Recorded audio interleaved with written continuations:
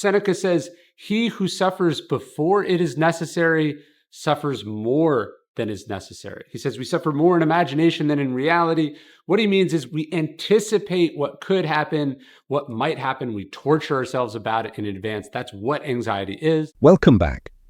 In today's fast-paced world, stress and anxiety have become all too common.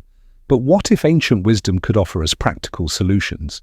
Join us as we explore how Stoic philosophy provides timeless strategies to manage stress and cultivate inner peace. One of the core principles of Stoicism is distinguishing between what we can control and what we cannot. Epictetus reminds us, some things are up to us and some are not. By focusing our energy on our own actions and attitudes, we can reduce unnecessary stress. Emphasizes this concept, stating that acknowledging this distinction allows us to respond to challenges more effectively. Reflect on your own life. What are some things you've been stressing over that are beyond your control? Share your thoughts in the comments below. Marcus Aurelius, the philosopher emperor, advised, caretake this moment. Immerse yourself in its particulars. By fully engaging with the present, we can alleviate anxieties about the past or future. Sam Harris, a contemporary philosopher and neuroscientist, discusses the importance of mindfulness in managing stress.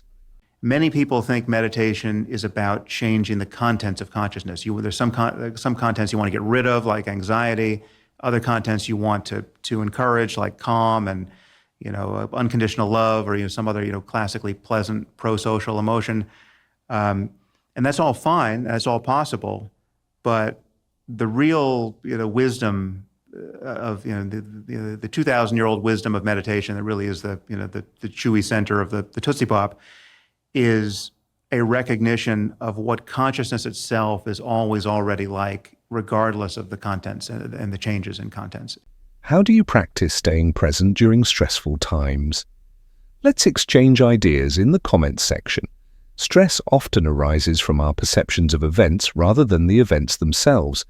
Marcus Aurelius noted, "Today I escaped anxiety," or "No, I discarded it, because it was within me in my own perceptions, not outside." Donald Robertson, a cognitive behavioral psychotherapist and author, emphasizes the Stoic practice of cognitive reframing to manage stress and anxiety. Hello, I'm Donald Robertson, author of How to Think Like a Roman Emperor. My new book is called How to Think Like Socrates.